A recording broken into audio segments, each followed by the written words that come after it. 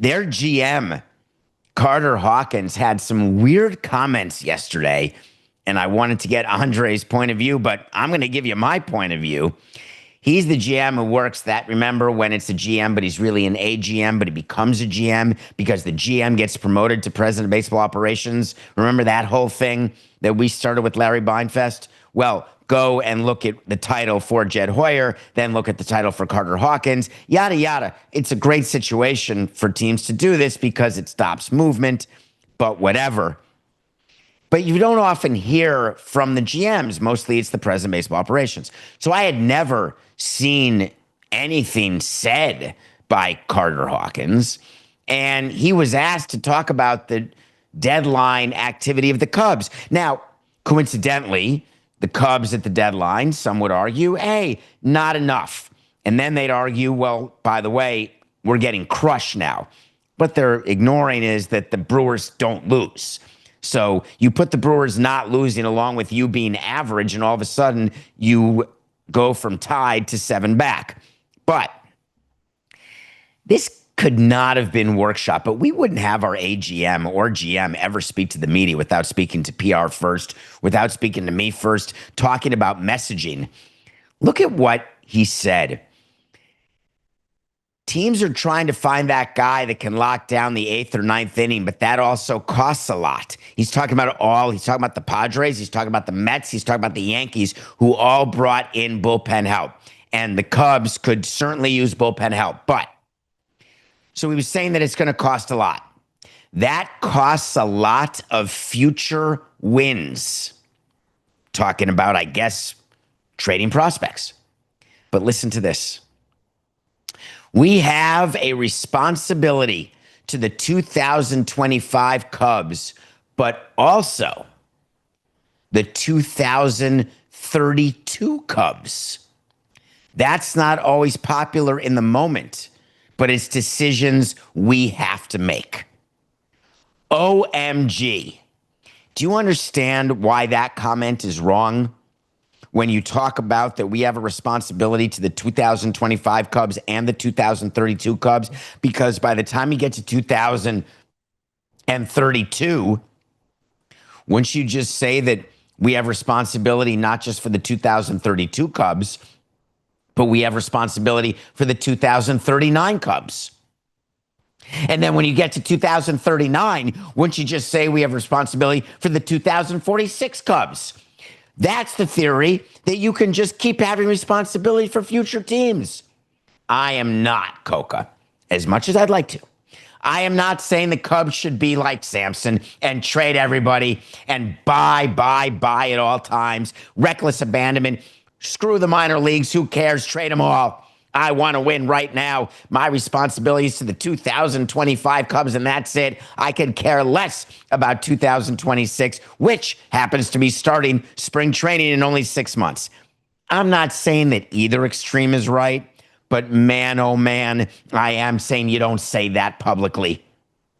You do not talk about 2032. There's a bunch of Cub fans now. They did win in 2016. But it wasn't the dynasty they thought it was going to be, and they're trying to come back with Craig Counsell and win another World Series. Because even if they win another one, it's still not a dynasty. It's all brand new players. But it would be cool to say, yeah, we've won 2 in 10 years after not winning one in, what was it, Coca, 100 years? So as far as I'm concerned, the Cubs, who are under 500 since the deadline, 7.5 games back of the Brewers. If you're going to have your GM make any sort of comment, here's a better plan. We absolutely do not understand or appreciate the fact that a 10-game stretch that has been below average for us has coincided with a perfect 10-game stretch by the team we were tied with, therefore making it seem as though the sky is falling.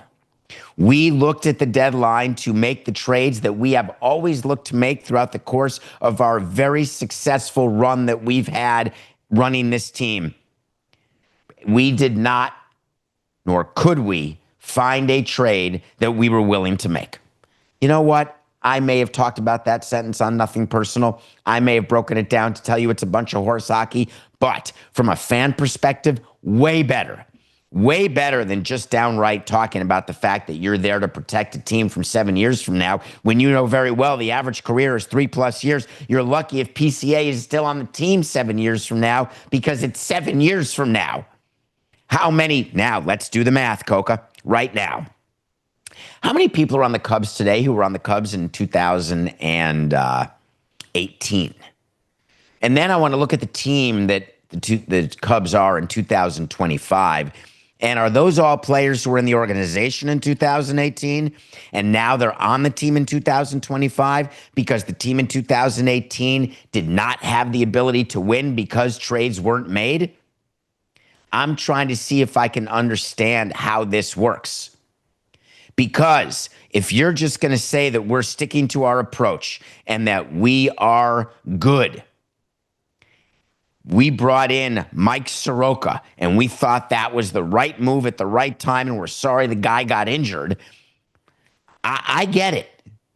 But if you're talking about the fact that you appreciate your approach, then explain your approach. And the only way that they're explaining their approach is by saying that we have to pay attention to the future and we have to do deals that make sense to us right now. Well, I guess I would say this, that you traded for Kyle Tucker, and Kyle Tucker is a 1-year player. And you're trying to extend Kyle Tucker to a contract that will likely be well past 2032.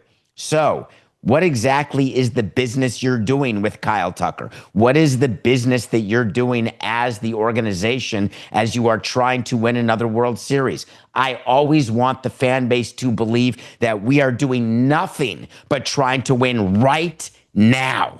It is only and all about right now because there's plenty of time to worry about tomorrow. You may get some wrong. You may trade away some good ones. But at the end of the day, you have the ability to actually look inside your fan base, no matter what happens, no matter how hot the Brewers are, and say, we tried,